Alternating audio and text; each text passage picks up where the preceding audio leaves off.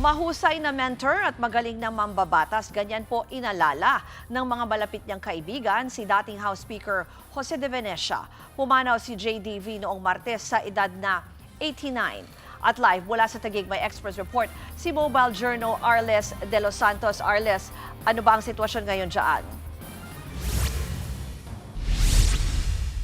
Ruth, bumuhos nga ang pakikiramay, gayon din ang bulaklak sa unang gabi ng burol ni dating House Speaker Jose de Venecia dito sa Taguig City kung saan nga nakalagak ang kanyang labi matapos pumanaw sa edad na 89.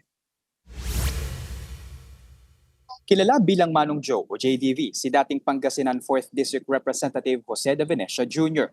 Siya ang longest-serving speaker ng Kamara matapos ang EDSA People Power Revolution. Sa 7 termino bilang mambabatas, 5 beses siyang naging House Speaker. Ilan sa mga batas na kanyang isinulong noon ang Philippine Economic Zone Act, New Basis Conversion and Development Act at Dollar Remittance Act na malakian nila ang ambag sa paghubog ng Republika. Kilala rin si de Venecia bilang mamamahayag at diplomat na siya ring susi sa pagbuo ng Nooy Rainbow Coalition at Sunshine Coalition na alyansa ng iba't ibang political parties sa bansa.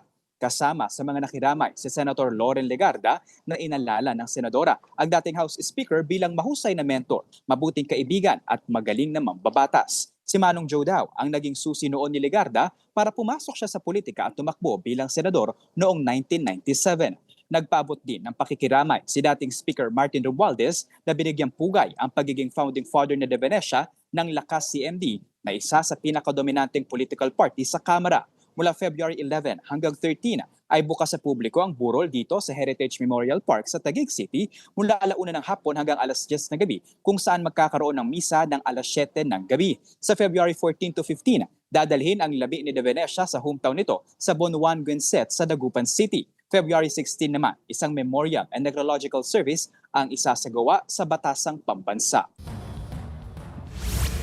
Ruth, marami din ang mga personalidad, ang mga dati at kasalukuyang opisyal ng pamahalaan ang dumating dito sa unang gabi ng burol ni de Venecia, kabilang dyan yung sila Senator Kiko Pangilinan, Amig Zubiri, dating Senador Cynthia Villar at iba pa, gayon din sina dating Vice President Jojo Marbinay at Sherwin Gatchalian. Samantala, kani-kanina lamang dumating naman dito si dating House Speaker Feliciano Sonny Belmonte at iba pang mga personalidad gaya ni Tindig Pilipinas Convener Kiko Aquino D. Sa February 17, ang huling gabi ng lamay ni JDV kung saan sa February 18 naman ay ilalagat ang kanyang labi sa katabi lamang na sementeryo dito sa libingan ng mga bayani sa Taguig City pa rin. Ruth.